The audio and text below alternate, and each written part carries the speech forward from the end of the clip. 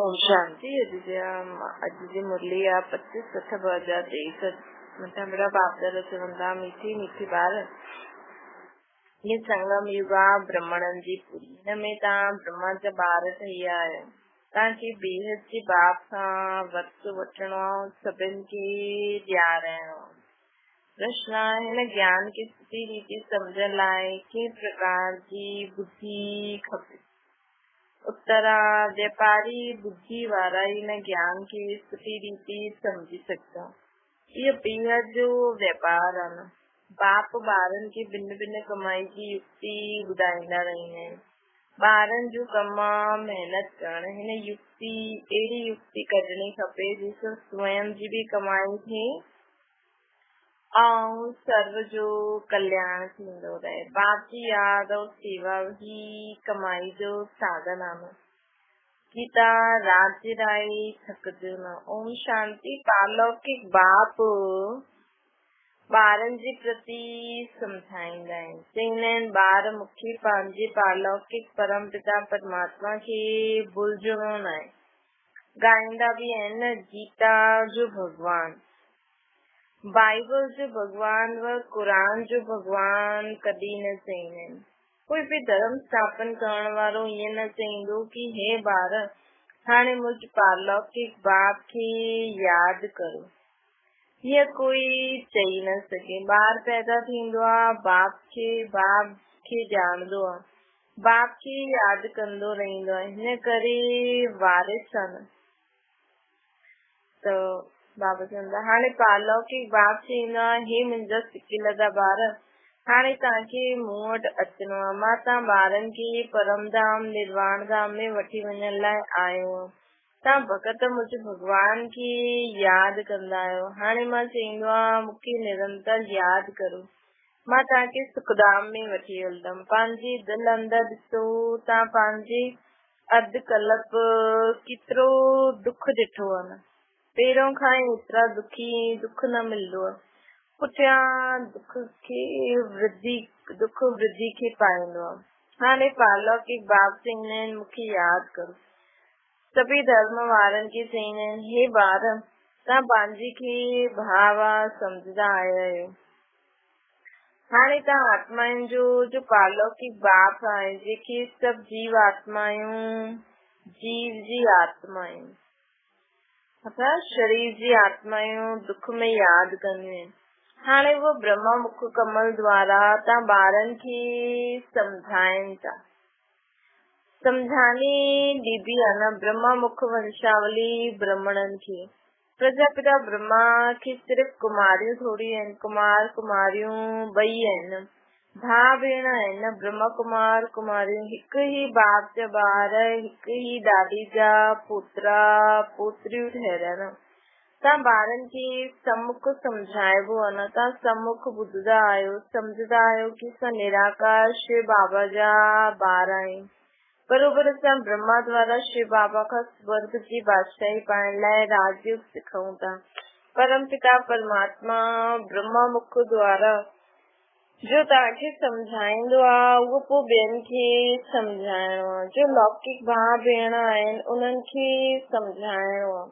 तव्हां थी वियो पालौकिक बाप सां तव्हां वक़्तु वठंदा आहियो। तव्हां चईंदा पालौकिक भाउ भेण, उहो थी विया लौकिक भाउ भेण। तव्हां सम्झंदा आहियो ॿार, हू त बाप सम्झाईंदा आहिनि। ॿार हू बहू 5000 वर्ष पहिरियों मुआफ़िक तव्हां बुद्धि जो योग लॻायो त तव्हांजा विक्रम विनाश थी वेंदा, पाप भस्म थी वेंदा न। बाप जी यादि खे ही योग अग्नि चइबो आहे न।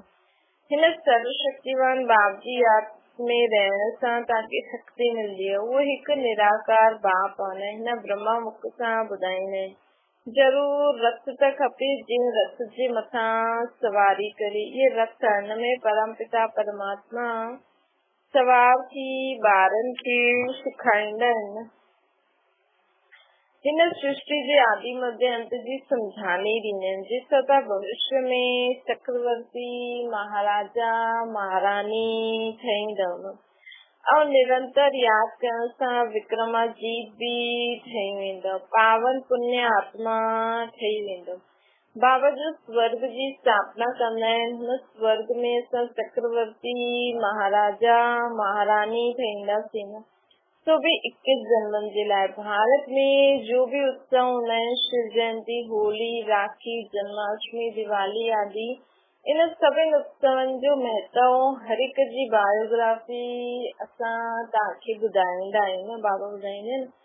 त तव्हां बि ईअं चओ, जो अचो भाउ भेण, असां तव्हांखे पालौकी बाप जो परिचय ॾियो। परिचय वठण सहज राजयोग सिखी तव्हां विश्व जा मालिक ठहींदा आहियो। वर्ल्ड ऑलमाइटी पवित्रता सुख शांति में अटल अखंड राज्य कंदासीं न असां। वर्ल्ड ऑलमाइटी पवित्रता सुख शांति में अटल अखंड राज्य कंदासीं। ये कंहिंखे सम्झाइण ॾाढो सहज आहे। हिन रीति लिखणो बि आहे। बाप जी सम्झाए हुए ये राज असां तव्हांखे सम्झायूं था। बाप जे ॿार ठहींदव तॾहिं त वरसो मिलंदो। तव्हां बि बेहद जे बाप खां बेहद जो वरसो वठो। जन जन त हद जो वरसो वठंदा आया आहियूं। उन्हनि खे चओ भई जन जन त तव्हां हद जो वरसो वठंदा आया आहियो। उहा आहे दुख जो वरसो। शिव जी इहा आहे रावण राज्य। राम जी राज्य में सदा सुख हुयो। परमात्मा राम जो तो माया रावण जे राज्य में तव्हां दुखी थी विया आहियो। ये त तव्हां कोई खे बि सम्झाए सघंदा आहियो। पब्लिक भाषण में भी तव्हां सम्झाए सघंदा आहियो। उस भगवान को ब्रह्मा विष्णु शंकर को उन्हनि जी महिमा आहे। ॻायल बि आहे न, ब्रह्मा द्वारा स्थापना, त ज़रूर उहा स्थूल वतन ते ई हूंदो न। ब्रह्मण आहिनि, ब्रह्मा जी संतान, उन्हनि खे प्रजापिता ब्रह्मा चइबो आहे न। फिर ब्राह्मण खपनि। उच ब्राह्मण वर्ण केरु स्थापन कंदा आहिनि? परम पिता परमात्मा। पिता जा सभु ॿार आहिनि न। ब्रह्मा द्वारा इन ब्रह्म कुमार कुमारियुनि खे वेही पढ़ाईंदा आहिनि। संगम युग ब्राह्मणनि जी पुरी आहे। पोइ रुद्रपुरी में वञी करे पोइ विष्णुपुरी में ईंदासीं। फिर रुद्रमाला में वेंदासीं। उहा ईंदा जो निरंतर यादि कंदा आहिनि। सूर्यवंशी चंद्रवंशी राजायूं ठहींदा न। त हिन समय परम पिता परमात्मा द्वारा राज्य सिखण सां राजा ई पद पाईंदा आहिनि। बाप चईंदा आहिनि कि निरंतर मूंखे यादि करो, बुद्धि जो योग मूंसां गॾु लॻायो। इहा आहे रूहानी यात्रा। जन जन सां तव्हां जिस्मानी यात्रा कंदा आया आहियो। हाणे बाप अची करे असांखे रूहानी यात्रा सिखलाईंदा आहिनि। चईंदा आहिनि मुझ बाप खे ऐं स्वीट होम खे यादि करो। जाता खां तव्हां आया आहियो पाठ बजाइण। तव्हां गोरा हुयो, विश्व ते राज्य कंदा हुयो। पोइ तव्हां कामचिता ते वेही कारा थी विया आहियो। सुंदर खां श्याम थी विया आहियो। भारत ॾाढो सुंदर हुयो न। नाम ई हुयो स्वर्ग। हाणे त नर्क आहे न।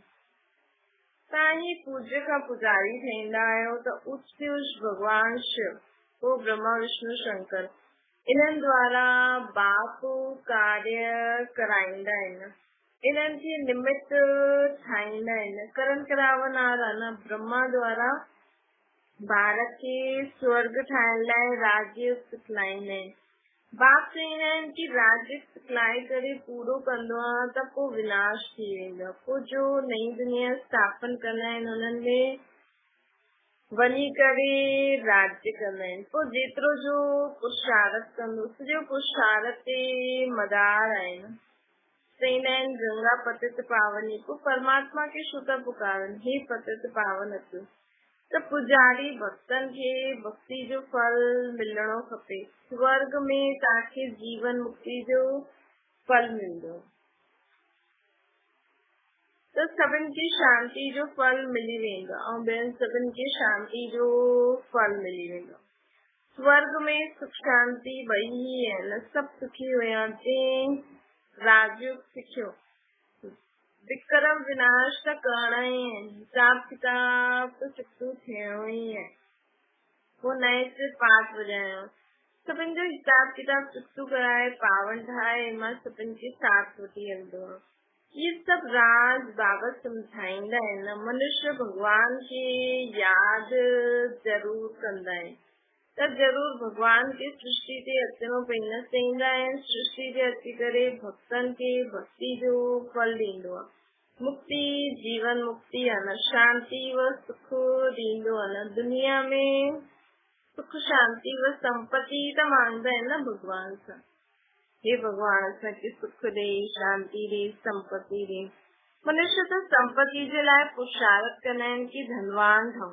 सम्झंदा आहिनि संपत्ति सां ई सुख थींदो आहे, परंतु बल के केतिरी बि संपत्ति आहे, राज्य आहे त बि माया जो आहे न। संपत्ति हूंदे हुए बि सुख शांति न आहे न। पते दुनिया आहे न, त पाप जरूर थींदो।